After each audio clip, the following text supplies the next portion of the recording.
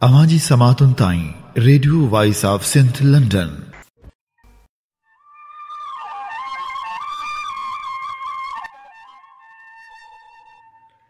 जाके करे तबीब दारू हिन दर्द जा, हणियो से हबीब उखोड़ियो अध करे।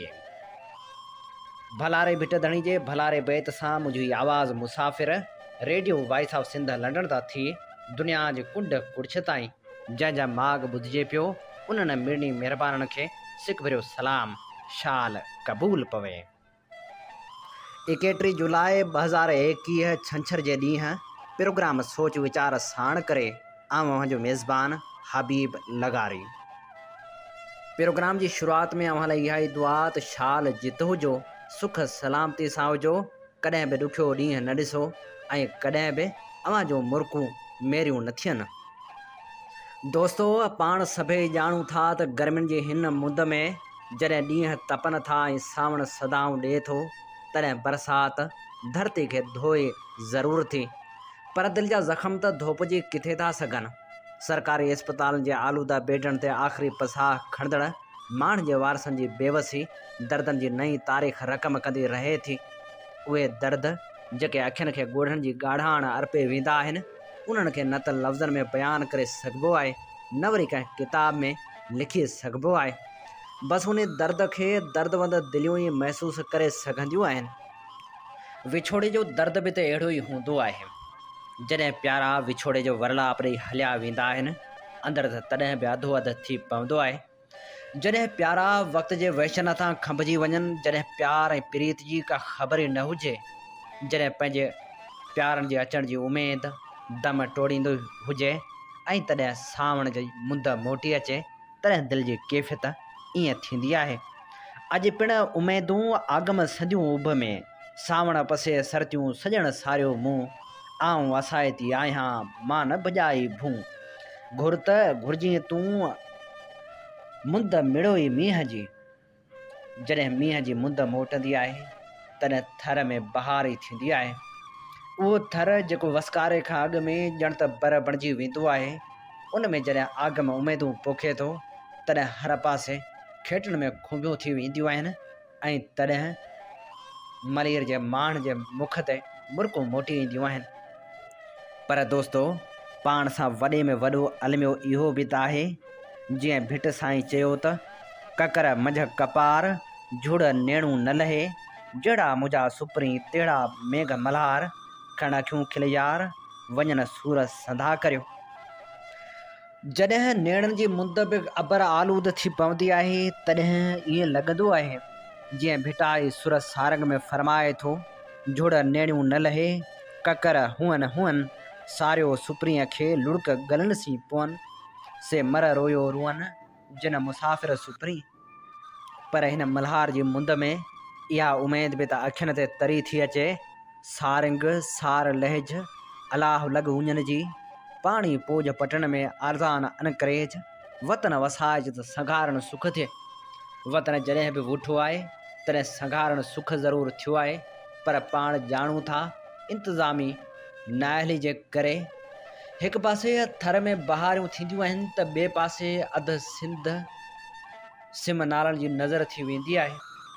सांगड़ खां वेंदे मिरपुर ख़ासि ऐं जुॾे ताईं सिम नालनि ऐं एलबीओडी जी तबाही हिकिड़ी नई दर्द जी तारीख़ लिखंदी आहे, जंहिंखे हुक्मरान त कॾहिं बि पढ़ी नथा सघनि। वरी बि सिंध जा माण्हू इहा ई उमेद रखी पंहिंजे पंध खे अॻिते रेड़ींदा आहिनि त नेठ ॿुड़ी जा बीणा थींदा, पर पाण ॼाणूं था सिंधड़ी खां वेंदे कंडियारी ताईं अञा बि बरसाति जो पाणी बीठल आहे, जेको अञा बि नाहे सुको।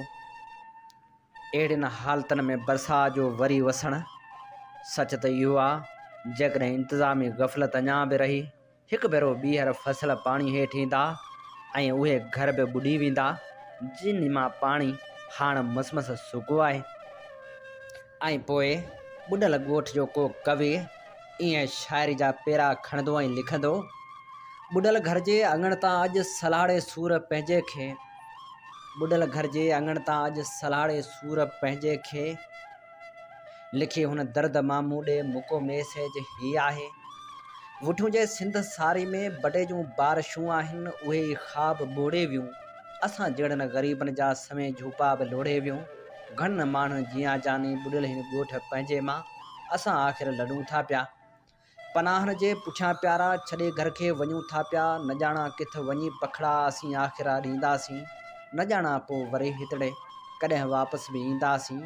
ॿुॾियल घर जे अङण तां अॼु इहो बि हुन लिखियो आहे, सिवा तुंहिंजे अकेला पल ॿुधा मां कीअं गुज़ारींदुसि।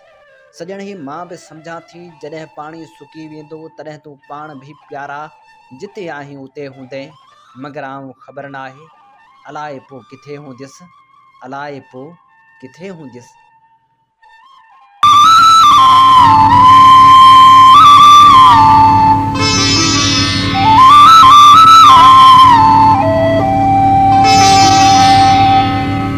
सावण संदा मी आयो आही उन बिना अल्लाह कहिड़े ॾींहुं पुॼंदी प्यास पिरीअ मां।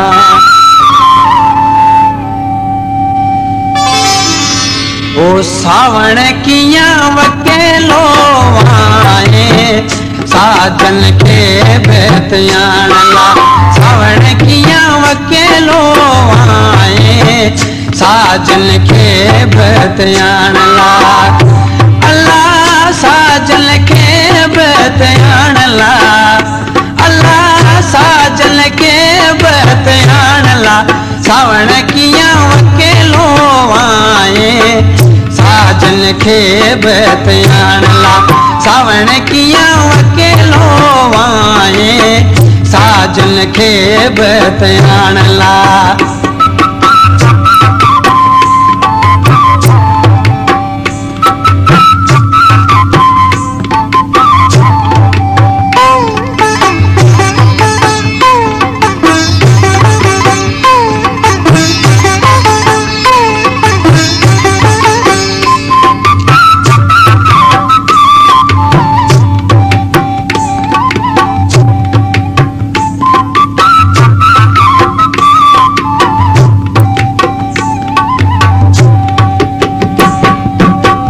मोतीअ जी महकार हवा में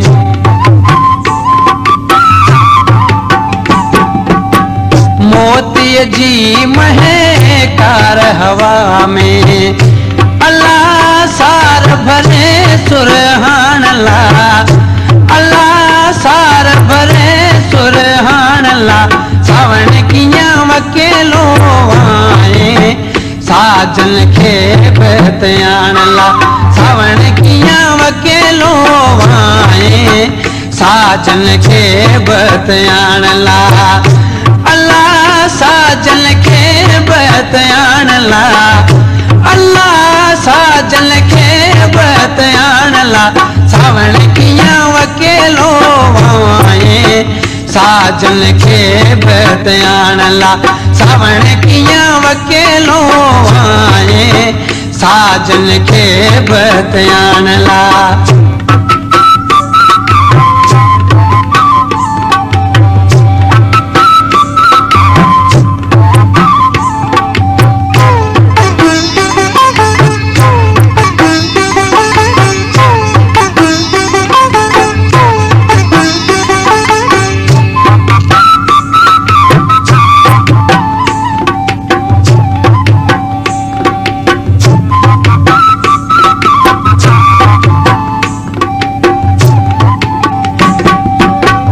परखा रुत जी बाख फुटीअ में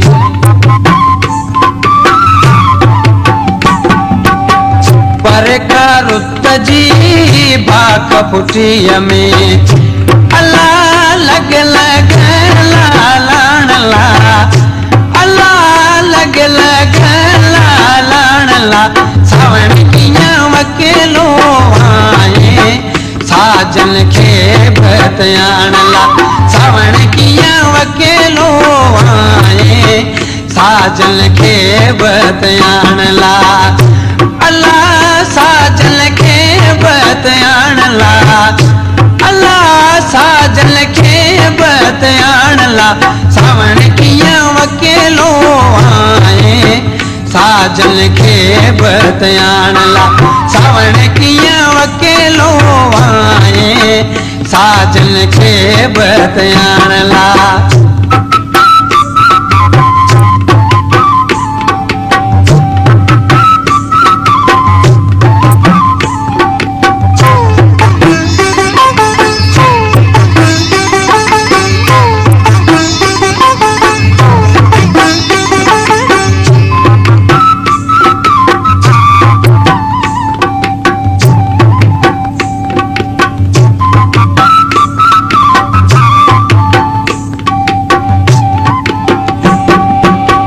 बादल बन जी सांग रचाया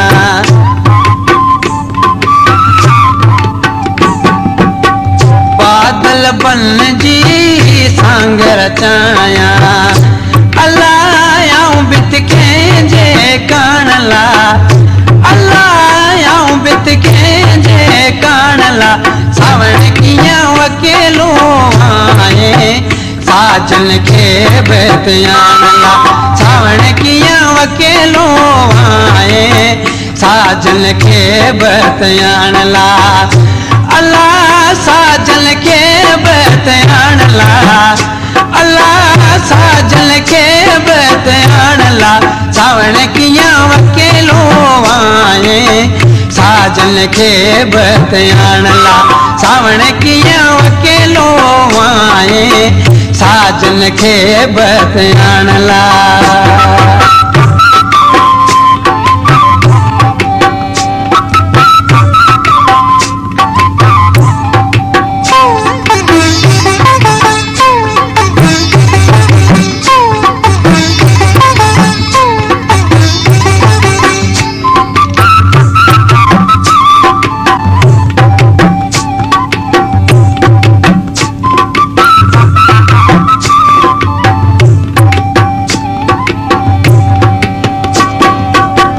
मोती जी महकार हवा में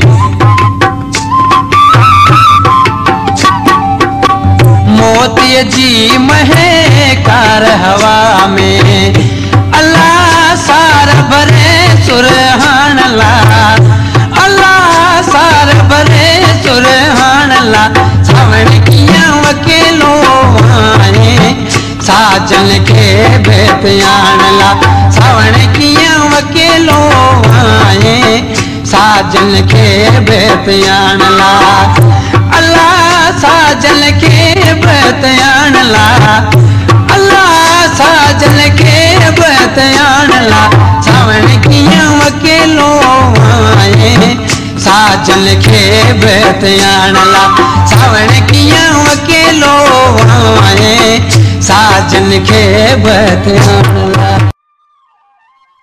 ही खूबसूरत आवाज़ हो थर जे नाम्यारे रागी करीम फ़कीर जो अवां जी ख़िदमत में प्रोग्राम पेश कयो पियो वञे सोच वीचार अवां जो पंहिंजो मेज़बान आहियां हबीब लगारी अवी ॿुधी रहिया आहियो दुनिया जो पहिरियों Sindhi web radio voice of Sindh London radio voice of Sindh London ऐं voice of Sindh television Sindh तर्जमान वारो किरदारु अदा करे रहिया आहिनि जितां सिंध में थींदड़ हर बेवाजिबी ऐं क़ौमी मसइलनि ते आवाज़ उथारियो वेंदो आहे इल्म अदब सियासी सक़ाफ़ती ऐं समाजी सरगर्मियुनि खे अवली जे बुनियाद ते असीं नशर कंदा आहियूं पंहिंजे क़ौमी आवाज़ खे घर घर पहुचाइण में पंहिंजो क़ौमी किरदारु अदा करियो 24 कलाक नशर थींदड़ हिननि क़ौमी इदारनि खे अव्हां जे साथ सहकार जी ज़रूरत आहे अॻिते अची असांजी माली सहायता करियो असां सां हमक़दम बणिजो त जीअं सुजाॻी जो हीउ सफ़र सफल थी सघे प्रोग्राम सोच वीचार में हाण सिंध जे यगाने लेखक हलीम बिरोही जे किताब हलीम लिखियो जा वर्क वरायूं था ऐं शामिल करियूं था उन मां चूंड मज़मून हलीम बिरोही लिखे थो जेकॾहिं अव्हां को कमु पिया करियो ऐं उन में का गड़बड़ थी वञे त कॾहिं बि ॿिए कंहिं ते तोहमत न हणो हिकदमि मञो त उहा गड़बड़ अव्हां खां थी आहे उहो कमु अव्हां पे कयो ऐं जेकॾहिं कुझु ग़लति थी वियो त कंहिं ॿिए खे ॾोहारे चवण बदिरां मञो त उहो ॾोह अव्हां जो हो जेकॾहिं अव्हां को कमु खयो आहे त उन कम जे मुकमल ज़िम्मेवारी या जवाबदारी अव्हां जी आहे।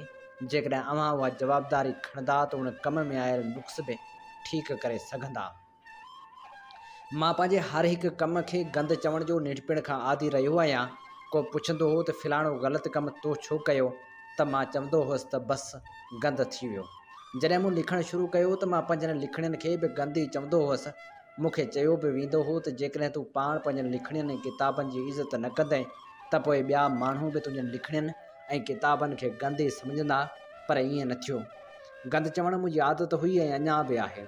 जेकॾहिं मुंहिंजो लिखण बि अहिड़ो हुजे हा जहिड़ो ॿियनि सिंधी लेखकनि जो आहे, या हो त हराम जो को सिंधी पढ़ंदड़ मुंहिंजो को लेख पढ़े हा ऐं मां लेखक जी हैसियत सां कॾहिं को पंहिंजो मौत पाण मरी वियो हुजां हा। ॿियो अखर या लफ़्ज़ जेको मां इस्तेमालु कंदो रहियो आहियां वरियनि खां सो आहे हराम पाई।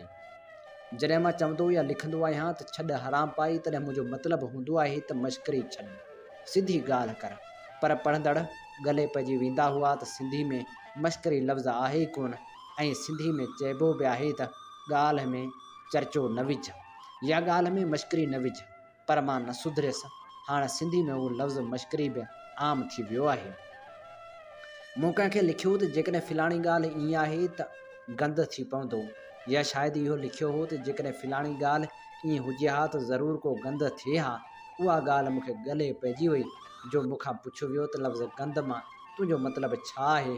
लिखणु मुंहिंजी आदत आहे। कन त कमु नथा कनि, पर जा हिकु अखि कुझु कमु करे थी, सा बि जवाबु ॾियण जे वेझो आहे। ऐं तंहिं करे मां आॾे उॻते नमूने में जेके ज़हन में अचे थो सो लिखंदो रहंदो आहियां।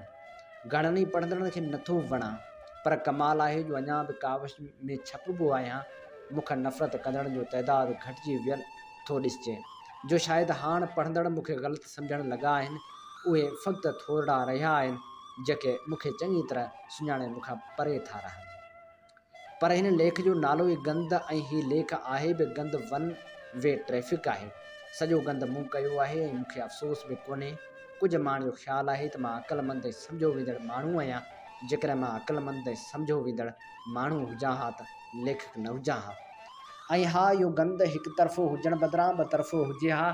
उन हिकु तरफ़े गंद खां दिलि शिकस्तो थी मां घर में लिकी वेही रहियो आहियां त ॿाहिरि निकिरंदुसि त ॿिए तरफ़ ॾांहुं उमेद सां निहारींदुसि। हीउ लेख लिखंदे मूंखे पाण खे मज़ो न आयो आहे, सो अव्हां खे छो वणंदो। माण्हू त माण्हू आहे, पोइ मज़दूर हुजे या वॾे इदारे जो मेंबर। कमज़ोरी ऐं बेहयाई हर हिकु माण्हू में साॻिए मिक़दार में बराबरि आहे। बाक़ी रही मज़ाह जी हिस, उहा कंहिं में घटि कंहिं में वधि थी सघे थी। मज़ाह जी हिस में ॻाल्हाइण जो ढंग बि अचे थो वञे।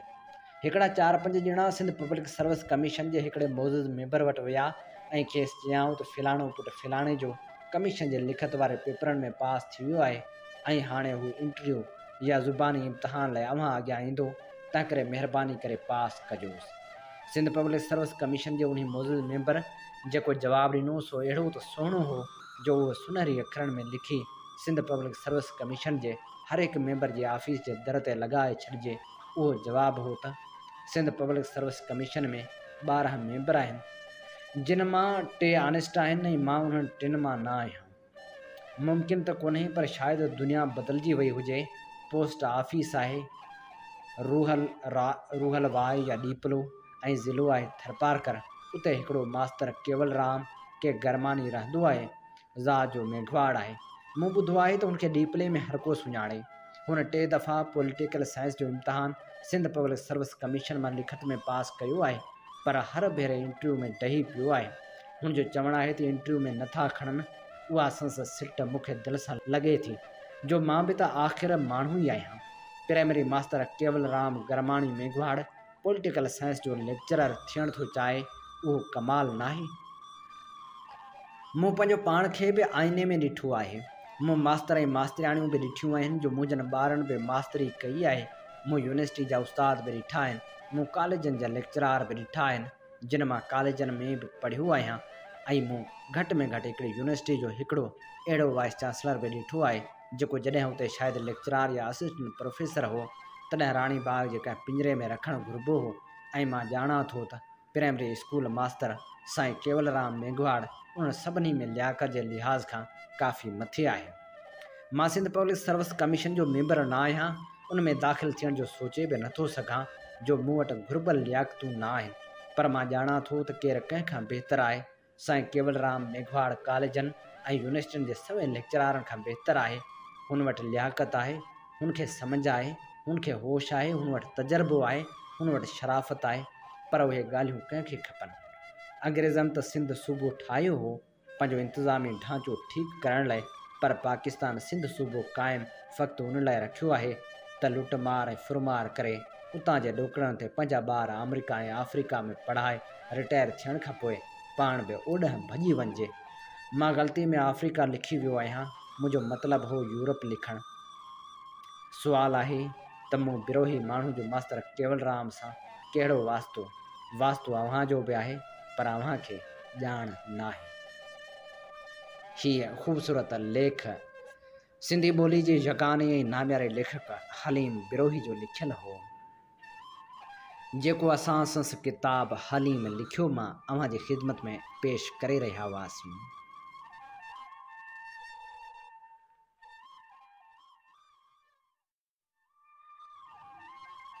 वक़्तु अॼु बि जॾहिं इनकलाब जा पेरा खणे थो, तॾहिं तारीख़ जे वर्कनि में अनेक शख़्सियतूं उभरी बीहनि थियूं, अदब जो ज़िक्र थिए थो ऐं मज़ाहिमत शाइरी जी ॻाल्हि निकिरे थी, तॾहिं इब्राहिम मुंशी बि यादि ज़रूरु पए थो। उहो इब्राहिम मुंशी जंहिं पंहिंजे बैतनि में बारूद भरियो, जंहिं गीतनि जी गुज़ार कंदे चई थे ॾिनो, किन रोल न सम्झी रांदि हिते आ ॿारण ॿारियो ॿोली सां, ही ॿोली कंहिंजी गोली नाहे, गोली गॾिबी गोली सां। तॾहिं हुन प्यार प्रीत जी ॻाल्हि बि कई ऐं चई थे ॾिनो, हिकु मुंद चरी आहे, ॿिज राति ठरी आहे, अहिड़े में अचणु तुंहिंजो भागनि जी भरी आहे। पर वक़्त जी विशाल वार्ताउनि में हुन जॾहिं चयो थे त नथो जो सिंध लाइ लड़े, नथो जो सिंध लाइ कड़े, सो सिंध मां लॾे वञे, सो सिंध खे छॾे वञो। ऐं हुन बराबरी ऐं सरासरी जी ॻाल्हि कुझु हिन अंदाज़ में बि कई थे, बराबरी सरासरी असां घुरूं था एतिरी, पुछे खणी को केतिरी, असां ॿुधायूं हेतिरी।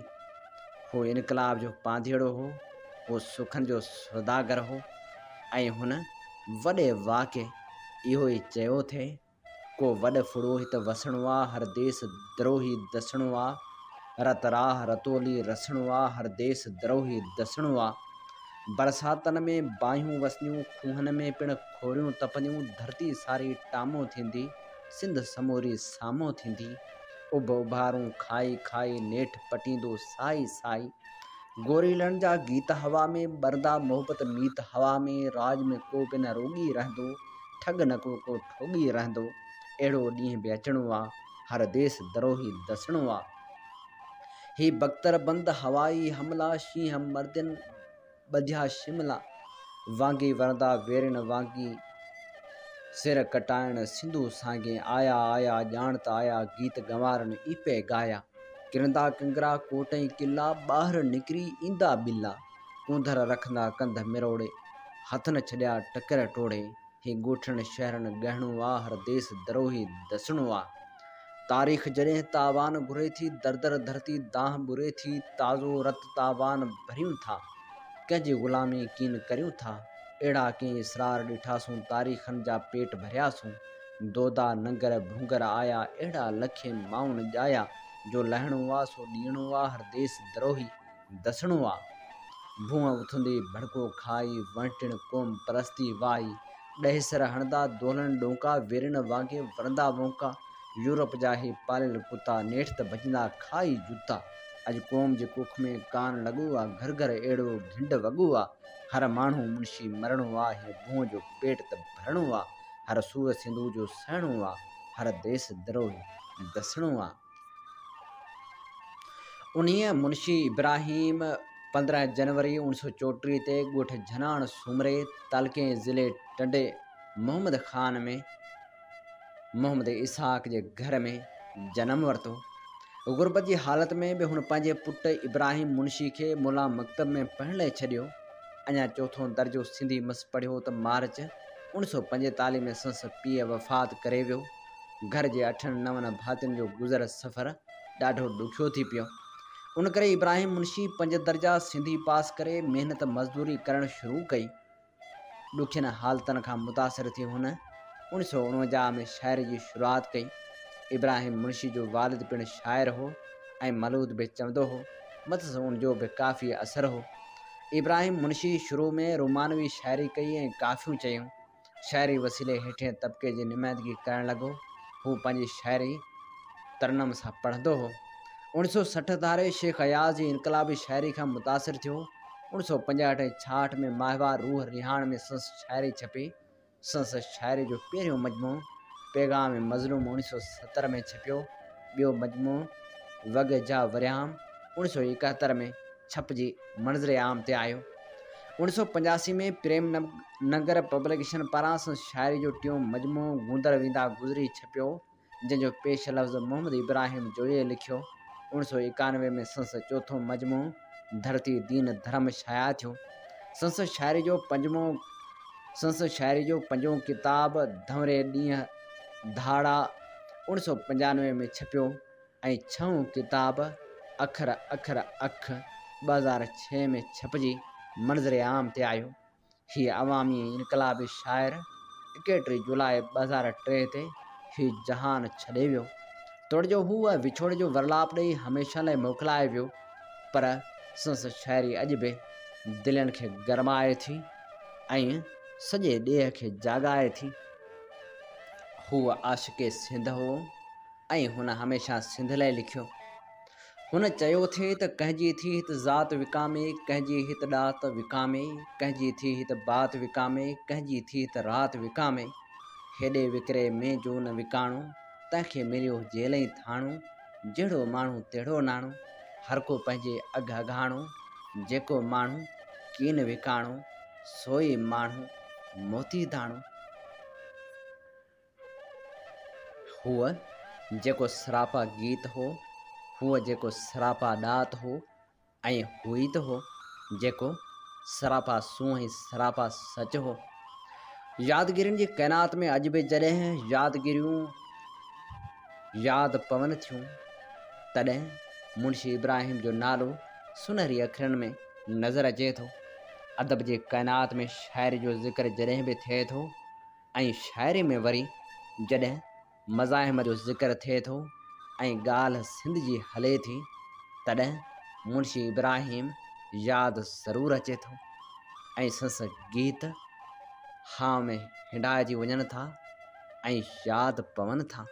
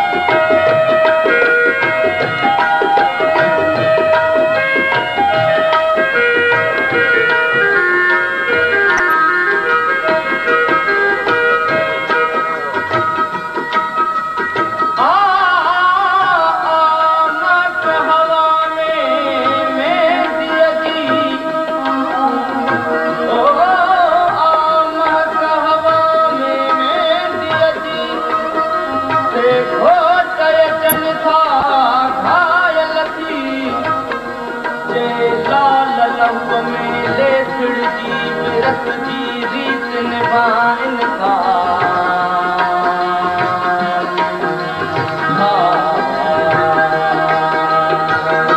जॾहिं झंडा आज़ादीअ जा पया कर जंग छूलींदा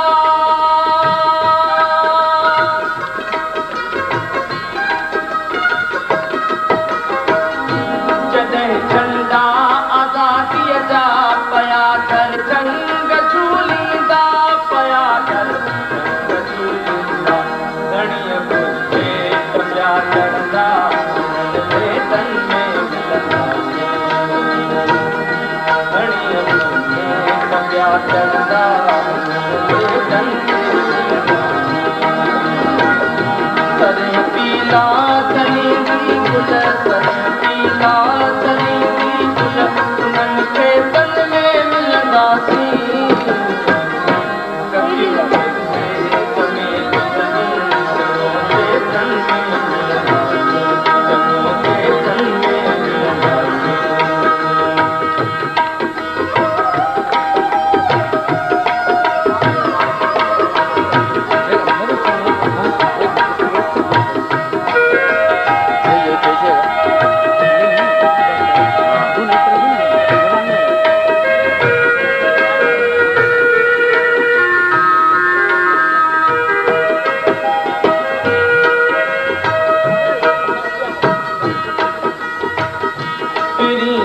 प्यार पंहिंजे ते लॻा पहरनि मथां पहरा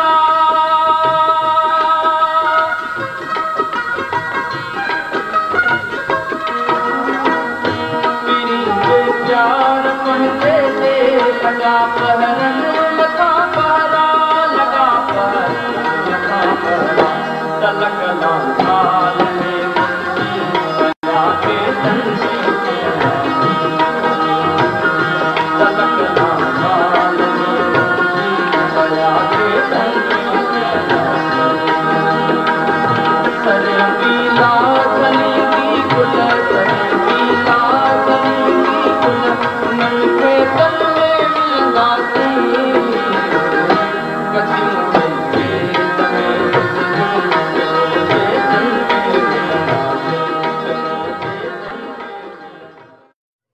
प्रोग्राम सोच विचार में हाण वर्क वरायूं था तारीख़ी नावल मरण मुसियाव जा।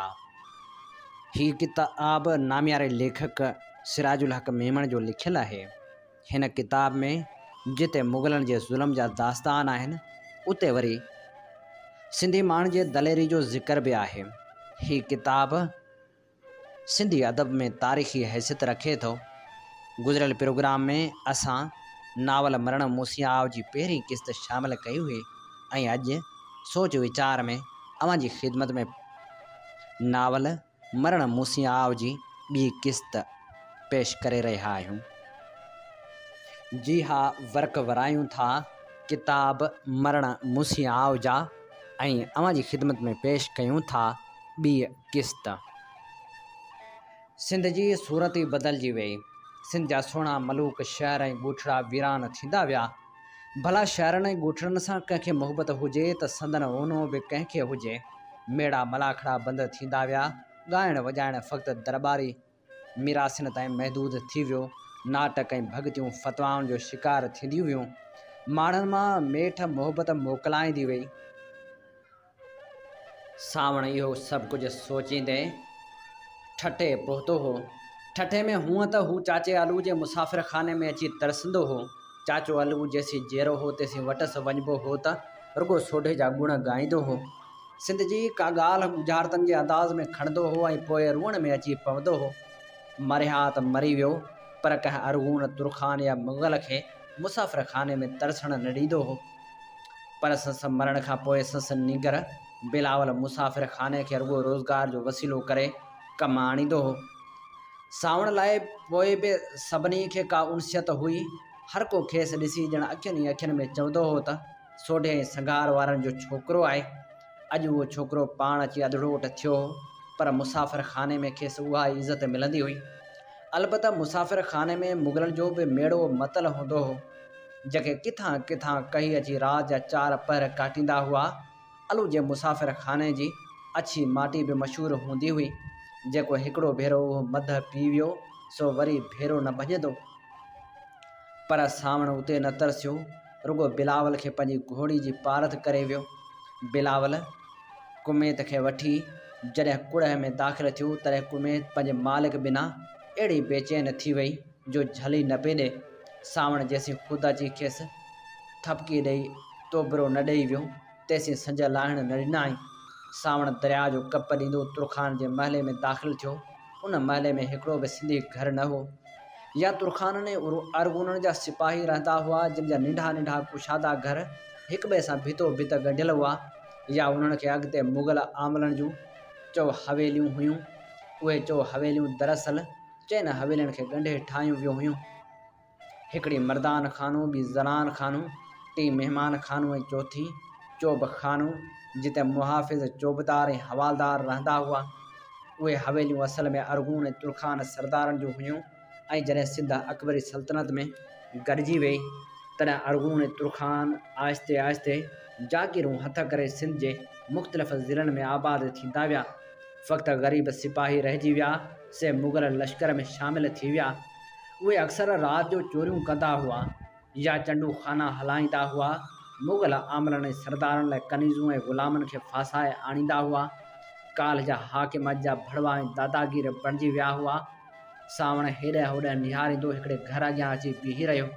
कड़ो खड़काइण बदिरां हुन हल्की सीटी वॼाई, ॼण त को लंघंदड़ पखी पंहिंजे वलर खे आवाज़ ॾींदो हुजे। घड़ी कान गुज़री त हिकिड़े पोड़े शख़्स दरवाज़े मां मुंहुं कढियो ऐं सावण खे ॾिसी हिकदमि दरवाज़ो खोले छॾियाईं।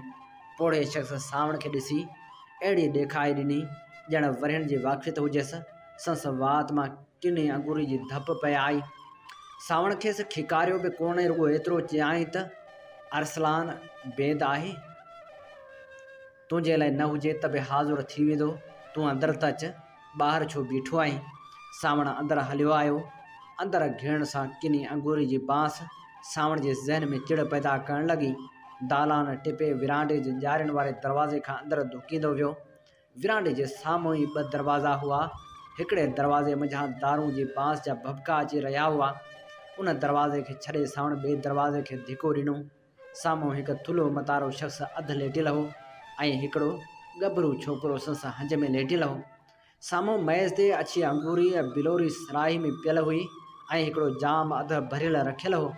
सावण खे ॾिसी गभरू छोकिरो छिरक भरे उथी वेठो ऐं खट खां लही कुरश करे हथ ॿधी बीही रहियो। लेटियल शख़्स बि उथी बीठो। सरदार ख़ान, तूं अकी माण्हू मोकिली हा त मां पाण अची हाज़ुर थियां हा। भला का अंगूरी पीअंदे बिन ताज़ी आहे। जाने मन सरदार ख़ान लाइ बि ठाह। न अरसलान बेग, अंगूरी लाइ वक़्तु कोन अथमि। ठठे आयो हुयुसि, सोचमि त तोसां हिसाब किताब कंदो वञा। सरदार ख़ान, हिसाब किताब त अॻे दफ़े कयो होसीं, उन खां पोइ हराम जो आऊं ॿाहिरि बि चुरियो हुजां। अरसलान बेग जो मुंहुं लही वियो। हुनजे शहपुरनि में हल्की लर्ज़िश अची वई हुई। संस मुंहं जी सुर्ख़ी पीलाण में बदिलजण लॻी हुई। अरसलान, मूं तोखे चयो हो त मुग़ल सरदारनि तुरखान जागीरदारनि ते तुंहिंजो हक़ आहे, पर जेकॾहिं का सिंधी घर या ॻोठ ते धाड़ो हयूं अथई त पोइ पाण थो ॼाणी, पर भांइजे थो त मुंहिंजी सलाह ते न हले। अरसलान बेग हाण त बिल्कुलु ॾकण लॻो। जहिड़ो मुड़िसो ओतिरो मंझंदि रफणी अची वई। वेतर जो सावण खंजर जी दस्ती में हथ विधो त हुनजी हालत ग़ैर थी हुई। ॾकंदड़ आवाज़ में चयाईं, मूंखे कसम आहे अलाह ऐं पंजतन पाक जो, मूं उन ॾींहं खां पोइ वरी कंहिं सिंधी जो नालो न वरितो आहे। तूं मूं ते एतबार कर। सावण का घड़ी खंजर जे मुठे ते हथ फेरींदो रहियो, ॼण त फ़ैसिलो न पिए करे सघियो। पोइ धीरज सां चयाईं, गुज़िरियल 24 ते वेंझर की वसी में धाड़ो लॻो हो। पावरनि जो ॻोठु आहे दरिया जे बिन्हे कप ते। उते के तुरखान बूटूं ॿधी धाड़ो हणी विया ऐं हिकिड़ी नीगर बि पाण सां खणी विया आहिनि। कसम आहे क़ुरान जो, मूंखे का ख़बर कान्हे ऐं तोखे ख़बर आहे मूंखे त नीगरनि जो शौक़ु ई कोन्हे। अरसलान बेग हाण त बिल्कुलु सहकी रहियो हो। दारू जो नशो लहण जे बावजूदि हुनजी ज़ुबान ॿाती थींदी हुई। मूंखे एतबार तॾहिं ईंदो जॾहिं धाड़ो लही ॾींदे। हुआ तुरखान या अरगून, तंहिंजी पक थमि मुमकिन आहे त को मुग़ल बि साण हुजनि। निकिरी 16-17 वरनि जी आहे, नालो नूरी अथसि। सावण अहिड़े अंदाज़ में चयो जंहिंमें दड़के सां गॾु हुकम बि शामिल हो। ईअं पिए भायो त लफ़्ज़नि खां वधीक सावण जे अखियुनि में कुझु हो जा अरसलान बेग जे बदन में निकिरी विझी छॾी हुई। अरसलान बेग कुझु साम जो साह खयो ऐं चयाईं, चंडू खाने जे मुहतम खां था पुछूं, अरगून या तुरखान हूंदा त ज़रूरु माल हिते खणी आया हूंदा ऐं जुआ खेॾी हूंदा। 14 तारीख़ ते चई न, भला तूं वेह त आउं थी थो अचां, पर तेसीं जेकॾहिं अंगूरी पी त हिजाब न कजां। सावण रुगो कंध धूण कई ऐं मोड़ी ते वेही रहियो। अरसलान बेग उतां निकिरी पासे वारे कमरे में लंघी वियो। उन कमरे जो दर खुलियो त माण्हुनि जो शोर, टहकनि, गारियुनि ऐं उल्टियुनि जे गॾियल घुमसाण जो आवाज़ अचणु लॻो। पर वरी कोठी जो दर बंदि थियो त आवाज़ बि बंदि थी विया। थोरी देरि खां पोइ अरसलान बेग हिकिड़े सन्हड़े सिकिड़े अरगून सां गॾु वरी अंदरि आयो। उन शख़्स जी ख़ासि ॻाल्हि सां शेपर हुआ जेके एॾा वॾा हुआ जो ॾाढ़ी खां ॿाहिरि निकिरी आया हुआ ऐं ॾाढ़ी बि कलमनि खां शेपरनि ताईं ऐं शेपरनि खां हेठि ईअं कोड़ियल हुई जो ॾाढ़ी जा वार बि शेपरनि जो हिसो बणिजी विया हुआ। हुन ईंदे शर्त अची सावण खे हथु ॾिनो ऐं अदब सां हिकिड़े पासे थी बीही रहियो। अरसलान बेग पाण बि खट ते अची वेही रहियो ऐं झीणे आवाज़ में चयाईं, शहबाज़ ख़ान मूंखे जेको ॿुधाई सो सरदार ख़ान खे सरबस्तो अहवाल करे ॿुधाए। शहबाज़ ख़ान बेख़्यालो पंहिंजे शेपरनि ते हथु लाहींदे चयो, बराबरि 15 तारीख़ ब तुरखान हिकु मुग़ल सिपाही काफ़ी माल खणी आया हुआ। सॼी राति पीअंदा रहिया ऐं जुआ खेॾंदा रहिया। जॾहिं नशे में आया तॾहिं ॻाल्हियुनि ॻाल्हियुनि में उहा ॻाल्हि कयाऊं त हिकु निहायत हसीन कनीज़ बि दरिया जे कप तां खई हुआऊं ऐं उहा कनीज़ संदन सरदार कैसर बेग अरगून वटि आहे। पर कैसर बेग बि कनीज़नि बदिरां ग़ुलामनि जो शौक़ीन आहे। उन कनीज़ खे कंहिं मुग़ल अमीर हथु विकण जो सोचे रहियो हो ऐं उहो बि चयो हुआईं त सो सोननि मरनि खां घटि न विकणंदो। सावण निहायत आहिस्तगी चयो, ऐं कैसर बेग किथे थो रहे? अरसलान बेग शहबाज़ ख़ान ॾांहुं ॾिठो। शहबाज़ ख़ान कंध हेठि करे ज़मीन में निहारणु लॻो। सावण जी आवाज़ में चौबक भरिजी आया। मूं पुछो त कैसर बेग किथे थो रहे? शहबाज़ ख़ान हबकंदे चयो, कैसर बेग मुग़ल लश्कर जे तोशी खाने जो अमलदार आहे। संस टोली में अधो अधु मुग़ल बि आहिनि जेके सिपाही गिरी मां आजिज़ अची विया आहिनि ऐं कुझु न कुझु लालच ऐं हबच में अची कैसर बेग जी टोली में शामिल थी विया आहिनि। कैसर बेग खे रहण लाइ वॾी हवेली मिलियल आहे ऐं उन हवेली में हथु विझणु मौत खे सॾु करणु आहे। सावण जे मुंहं ते अरड़ी मुर्क अची वई। उन मुर्क में अलाए कहिड़ी ॻाल्हि हुई जो शहबाज़ ख़ान तकिड़ो तकिड़ो चवणु लॻो, सरदार ख़ान, मुंहिंजो मक़सदु आहे त उन्हनि हवेलियुनि में सख़्तु पहिरो आहे, ख़बरदारी खां कमु वठिणो पवंदो।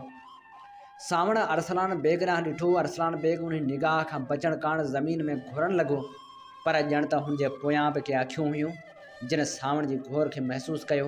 नेठि मुंहुं मथे कंदे चयाईं, सरदार ख़ान, आउं मुग़लनि ऐं अरगुननि ॿिन्ही सां रहायो वेठो आहियां। जेकॾहिं आउं या मुंहिंजो को माण्हू उन्हनि हवेलियुनि जे पासे झलिजी पियो त ॾाढी ख़राबु ॻाल्हि थींदी, पर तोखे इनकार कोन कंदुसि। सावण जे मुंहं जी मुर्क ॼण वधीक वेकिरी थी वई त पोइ अॼु राति कैसर बेग जी हवेली ते धाड़ो लॻंदो ऐं ईअं लॻंदो ॼण मुग़लनि धाड़ो हयो आहे। अव्हांखे जेको माल हथु अचे सो अव्हांजो, हिन भेरे असांजो हिसो बि तव्हांखे आयो, बाक़ी बांह आउं पाण खणी वेंदुसि। अरसलान बेग जे मुंहं ते बि मुर्क अची वई। ठठे जे शहर अंदरि मुग़लनि जे वेस में धाड़े जा हुन घणा ई ख़्वाब लधा हुआ, पर सावण जे डप ऐं हिसे जे ख़्याल खां हिमत नथी थिए। कैसर बेग ख़ुदि बि वॾो धाड़ियल हो ऐं संस हवेली सिंधियुनि खां लुटियल माल सां ॾटी पई हूंदी। उहो समूरो माल बिना सावण जे हिसे जे हुनखे 2-2 साल धाड़ा हण खां बचाए छॾींदो। उहे समूरा 68 ठाहींदे हुन मुर्के चयो, सरदार ख़ान, तोसां सिर लॻे। पोइ गिज देर उन धाड़े जी रथाबंदी कंदा रहिया। जॾहिं खां रुस्तम बेग कंधारी ठठे जो आमिल बणिजी आयो हो, तॾहिं खां ठठे में ॼण आकाश घुमी वियो हो। सिंधी त सिंधी, पर अरगून ऐं तुरखान बि का राति सुख सां न सुता हुआ। रुस्तम बेग खां अॻे संस शोहरत ठठे ताईं पहुती हुई। मुल्तान में हुन जेके कीस कया हुआ उहे चारूं माण्हुनि रुगो अफ़वाहनि तौरु ॿुधियूं हुयूं, पर ठठे पहुचण खां अॻु में मनादी वारा हर महले में वर पढ़ो ॾींदा विया त आईंदे शहर में सवाइ मुग़लनि जे को बि घोड़े ते सवारी कोन कंदो, को बि माण्हू मुग़लनि सां अॻुवाट इजाज़ खां सवाइ मुखातिब थियण जी कोशिशि न कंदो। मुग़लनि जे हरमनि जी डोली लंघण वक़्तु हर को माण्हू कद हेठि करे बीहंदो। सैदनि खां सवाइ को बि पंहिंजे ज़ाइफ़ान लाइ डोली इस्तेमालु न कंदो। को बि दुकानदार मुग़लनि सां शयुनि जी ख़रीदारी वक़्तु क़ीमत ते तकरार न कंदो ऐं जेका क़ीमत मुग़ल ॾींदा सा ख़ुशी सां क़बूलु कंदो।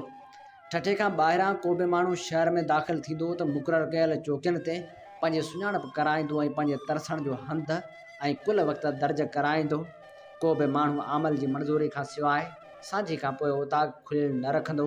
सभिनी मदरसनि में फ़ारसी तालीम लाज़मी थींदी ऐं हर मदरसे जो मुहतम उनजो पाबंद हूंदो त को बि नओं मोलम रखण खां अॻु आमिल जो इजाज़तनामो हासिलु करे। हर निकाह ख़्वान, हर पेशीमाम, हर बांगो मुग़ल अरगून या तुर्खान हूंदो या आमिल जी मंज़ूरी हासिलु कयल हूंदी। शादी ग़मी खां सवाइ किथे बि 10 खां वधीक माण्हू गॾु न थींदा। अहिड़नि हुक्मनि सां गॾोगॾु वफ़ादारी ऐं साज़िशनि जी इतलाह ॾियण वारनि लाइ इनामनि इकरामनि ऐं मुग़ल हुकूमत जी नौकरी जी ख़ातिरी ॾिनी वई। मस्जिदनि में हर निमाज़ खां पोइ पेश इमाम माण्हुनि खे तलक़ीन करणु लॻा त इस्लाम ऐं इस्लामी हुकूमत जी इनहराफ़ी कंदड़ ॿिन्ही जहान जे गज़ब खे दावत ॾींदो। ख़ुतबे में ज़ले इलाही शहनशाह जहांगीर सां गॾु रुस्तम बेग जो नालो ईअं वरितो वेंदो हो ॼण त ख़ुदि शहनशाह हिंद रुस्तम बेग जो मुहताज हो ऐं सिंध खे इस्लामी सल्तनत में शामिलु रखण जो बार रुस्तम बेग ते हो ऐं शहनशाह खेसि हर शोरश हर बग़ावत खां खे चिभाटण जो खुलियो परवानो ॾेई छॾियो हो। रुस्तम बेग पंहिंजो ॾखो विहारण लाइ शहरत ठहियो पर नीढनि नीढनि ॻोठनि में ट्यास खोड़ाए छॾिया जिते को न को माण्हू साज़िश ऐं शोरश जे इल्ज़ाम में टंगियल हूंदो हो ऐं तेसीं उहो लाश ट्यास तां न लाहींदा हुआ जेसीं उनजी बांस किन ॾींहंनि ताईं माण्हुनि खे रुस्तम बेग जो नालो विसारण न ॾींदी हुई। माण्हुनि में हुनजो एॾो डपु वेही रहियो जो टिपहरी खां पोइ जिते किथे हट ताड़ थी वेंदी हुई ऐं माण्हू घरनि खे वॾा वॾा ताला हणी अंदरि ई अंदरि ॿारनि खे ॿुथाड़ी विहारे वेठा हूंदा हुआ। सांझी जी बांग ईंदी हुई तॾहिं बि दरवाज़ा न खुलंदा हुआ ऐं पेश इमाम निमाज़िन जी वाट ॾिसंदे उबासियूं ॾियणु लॻंदा हुआ। किन वॾियुनि मस्जिदनि में रुॻो मुग़ल अरगून तुर्खान या मुसाफ़िर नज़र ईंदा हुआ। वॾी मुसीबत मुसाफ़िरनि लाइ हुई। टिपहरे खां अॻु जेकॾहिं वांदा न थिया त राति गुज़ारण लाइ को बि मुसाफ़िर ख़ानू खेनि हंधि खटोलो ॾियण जो बि रवादार न थींदो हो त मुबादा मुग़ल सिपाही अची तफ़्तीश कनि। मुग़ल सिपाही बि अहिड़ा हिरिया जो राह वेंदे खेनि बीहारे पुछाऊं कंदा हुआ त केरु आहीं, किथां आयो आहीं, छो आयो आहीं, रहीं किथे थो। हल चौकी ते वञणु माना सॼो माल मता फुराइण। उन करे हर को 5-10 दरहम ॾेई जिंद छॾाईंदो हो। ईअं को सणभो गिराहक न मिलंदो हो त मुसाफ़िर खाने ते चढ़ाई कंदा हुआ ऐं मुसाफ़िर खाने वारो कुझु ॾेई जान न छॾाईंदो त मुसाफ़िरनि खां आॾा उबता सुवाल जवाब करे कुझु न कुझु फुरे मारे ईंदा हुआ। शाम थींदी हुई त मुग़ल सिपाहियुनि जा टोला महलनि में काहे पवंदा हुआ। को एकड़ ॿेकड़ माण्हू मिलनि त ॼण ॿेगी मची वियनि। उनखे बेइज़्तो करे जेके कुझु गीदे में हूंदसि सो फुरे घर रवानो कंदुसि। कॾहिं कॾहिं का पग का पगड़ी या पटको वणनि त उहो बि फुरींदे वेरम न कंदा। जेकॾहिं का हड़ हासिल न थियनि त खेसि मारींदा कुटींदा चौकी ते वठी वेंदा ऐं तेसीं उनजी जान न छॾींदा जेसीं संस के वाहिरू वरी कुझु ॾेई संस जिंद न छॾाईंदा। अलबत्ता अरगून तुर्खान या दहली आगरे फतेहपुर ऐं ॿिनि हंधनि खां आयल माण्हू जेके फरफर फ़ारसी ॻाल्हाईंदा हुआ तिन खे हथ न लाहींदा हुआ मतां को हुकूमत जो माण्हू हुजे ऐं दाह वञी दहली या आगरे पहुचे।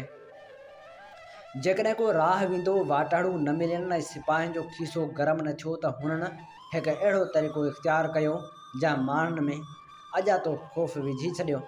बेगाह वक़्त में कंहिं दर ते खड़को करे पाण लिकी बीह रहंदा हुआ। अंदरां कंहिं कड़वो खोले ॿाहिरि निहारियो त झट ॾेई खेसि छिके ॿाहिरि कंदा हुआ ऐं न का हम न का तुम धिकनि भुजनि जो वसकारो लाइ ॾींदा हुआ। हुनजे रड़ियुनि ते ओड़े पाड़े जा मुड़ुस माण्हू ॿाहिरि निकिरंदा हुआ त मुग़ल सिपाही अहिड़ी ॾेखारी ॾींदा हुआ ॼण त उन हमराह पाण मुग़लनि सां खऊंसि शुरू कई हुई।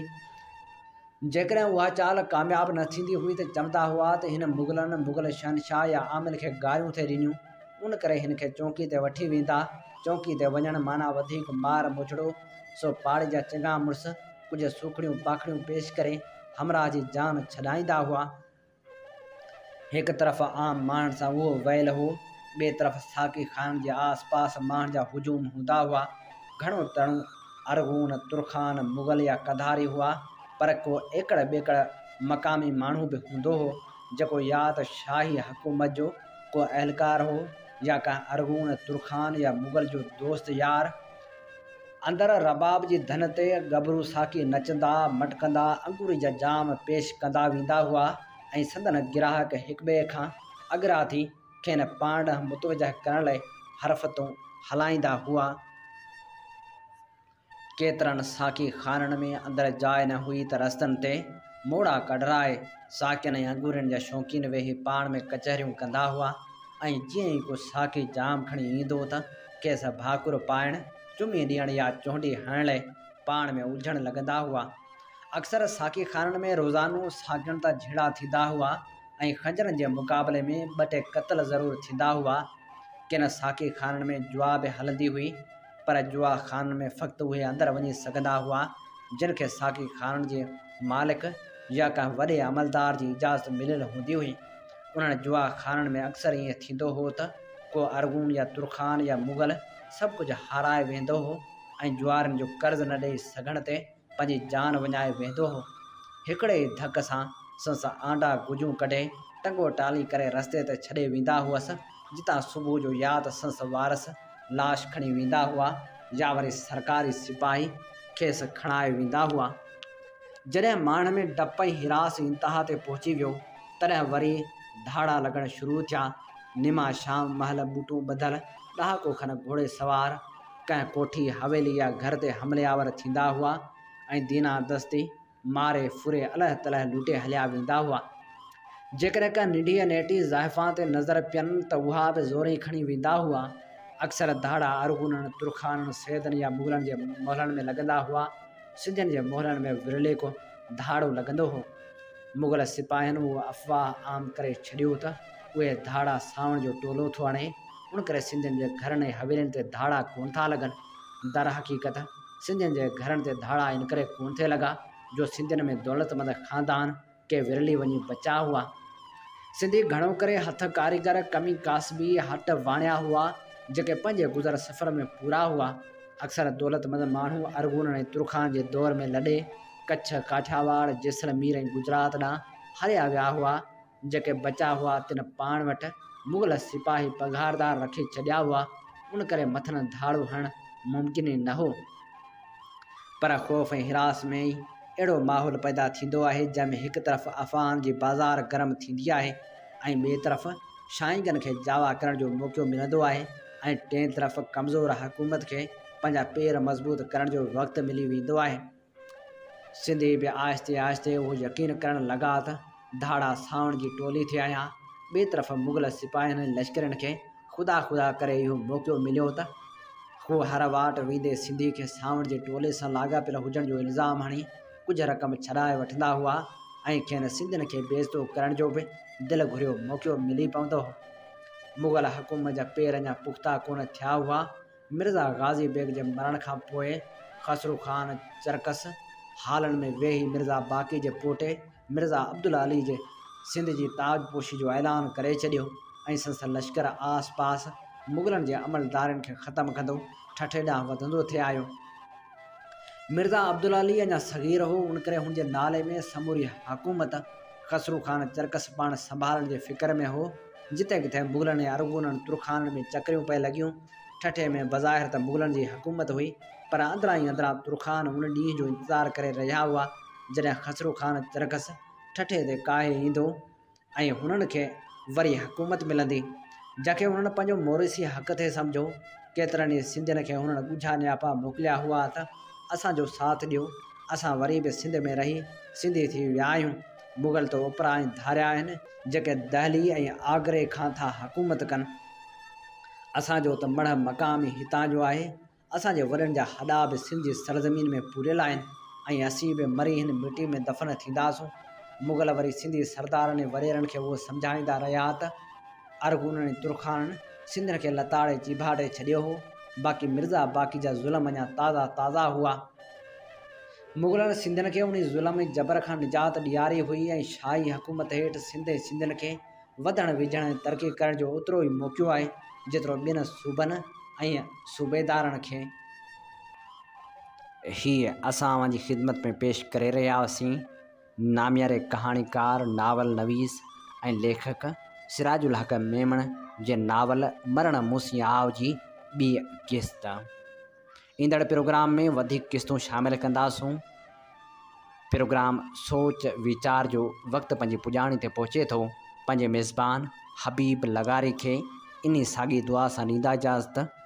वसे भिट तुंहिंजी भलारा सदा सदा देस परदेस सारा वसन। कॾहिं सिंध सिंधी न मेरी थिए, कॾहिं मोड़ कंहिंजा न मुरझाए अचनि।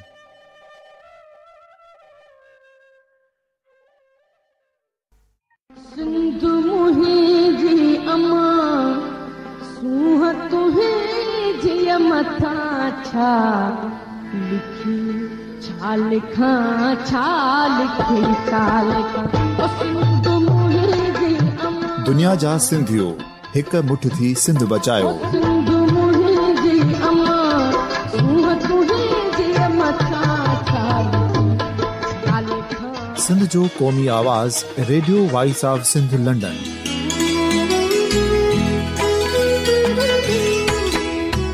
Radio voice of Sindh London पंहिंजी नशरियात में सिंध जी सियासत, समाज, इक़्तिसादियात, तारीख़, क़ौमी उमंगुनि ऐं इख़्लाक़ियात मुतलिक़ सिंध जी हक़ीक़ी तर्जुमानी कंदे प्रोग्रामनि खे असराइतो बणाइण लाइ सिंध जे घण घुरनि ऐं धरतीअ सां प्यार कंदड़ अदीबनि, दानिश्वरनि, सहाफ़ियुनि, उस्तादनि, वकीलनि ऐं हर तबिके जे मानवारनि सजणनि खे सिंध में शऊरी इनकलाब लाइ सहकार जो सॾु ॾियूं था। अचो त गॾिजी सूफ़ियुनि ऐं संतनि वारी सिंध जो ओज हिकु मुठ थी वरी वापसि आणण वारे सफ़र जा साथारी बणिजऊं।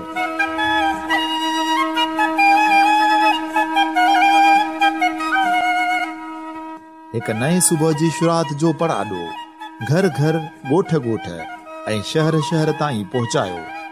शाल सिंध आबाद ऐं ख़ुशहाल थिए, सिंधी माण्हू सुखियो ऐं सताबो थिए।